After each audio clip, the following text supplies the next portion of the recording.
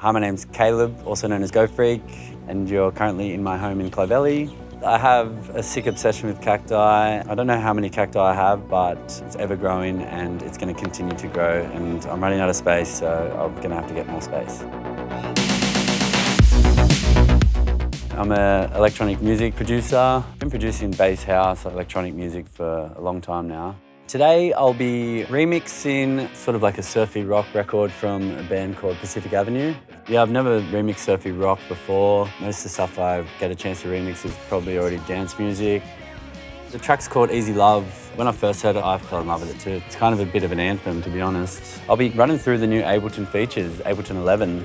So I've been using Ableton Live for, I'd say, 11 years. I started on a different program, and when I found Ableton, it was the simplicity of it, the workflow, how fast I could work on it, which was very important to me. Yeah, that stole me away, so I was captivated and didn't turn back since. I love it. I love the fact that I can make music on my laptop wherever I am in the world. No matter what the situation is, I can just get into my zone, have full creative freedom to do whatever it is that I want. I find myself getting anxious if I haven't been creative. It definitely just fills my soul. Everything could be burning around me, but if I just sit there and wrote something that I'm stoked with, like, I'm the happiest person in the world. With Ableton and being on a laptop, I'm able to do that anytime, so that I get my fix. Subconsciously, I think I'll end up remixing it to a place where I'll probably want to play in my sets. So therefore, it's going to be clubby, punchy, probably a bit weird, to be honest. For me, when I write music, it's like sort of solving a puzzle. I don't actually know how it's finished until I kind of get to the end of it, and I'm like, oh, there it is, I've got it. And I get obsessed with it too until I kind of solve that puzzle, yeah.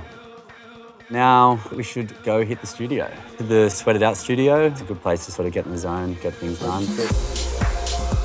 Okay, so the first new feature I wanted to look at was the new MIDI polyphonic expression. I got the chords from the original track, which sound like this.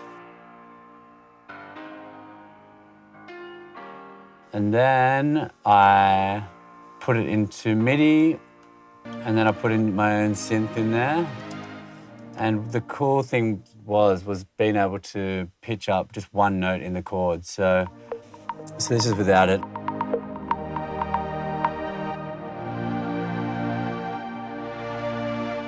Okay, so I'm just going to start with the top notes, but the cool thing was being able to pitch it up directly to the next chord note, which it's running along. So I've done that here. You start to hear the different glides happening as I'm doing it.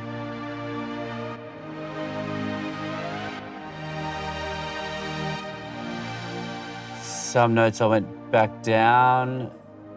It makes a general chord progression sound so much more unique by doing this.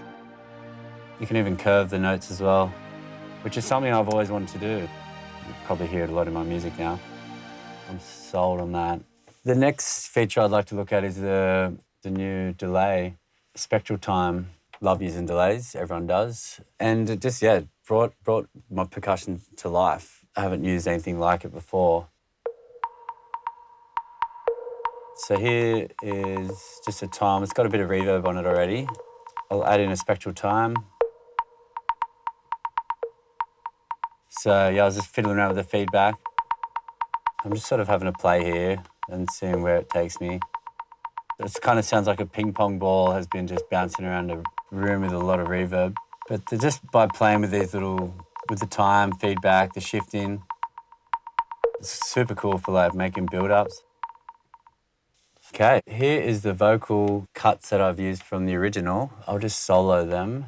It's hard getting things right, but it's easy loving you. And this is it, just dry.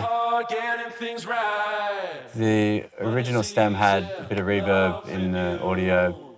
I wanted to add a nice big, long, fat delay. So I used the spectral time, which is in the delays, which is going to be epic for automating and sort of tweaking. For the music that I make, it's everything. So this is like the build-up that I was kind of wanted to achieve. Now it's easy love. It's easy love. It starts getting nice and wild, which is exactly what I wanted for this section because I cut the vocal to have a little bit more breathing room. That's like exactly what I was sort of hoping for with the arrangement. It's perfect. And I used the spectral resonator in another part of my track. I had a nice little clap that I was working with, and I liked the tone to it, but it just didn't have much of a tail. It was short, especially for my mix that I had. I looked at the reverb and resonance, and I opened up the drum challenger because I was like, makes sense, it's a drum. It gave it like a bit of a robotic effect. Yeah, I guess it's kind of like a tiny, tight delay, but with a bit of tail.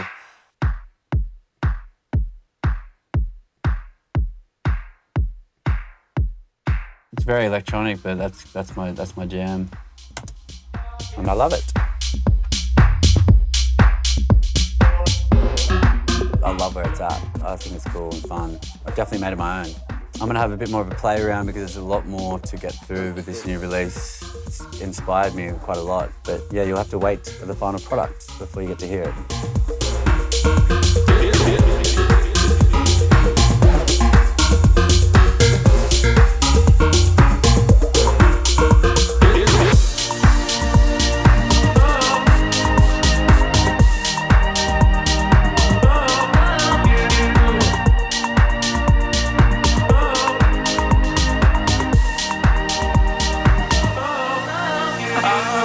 It's hard getting things right, but it seems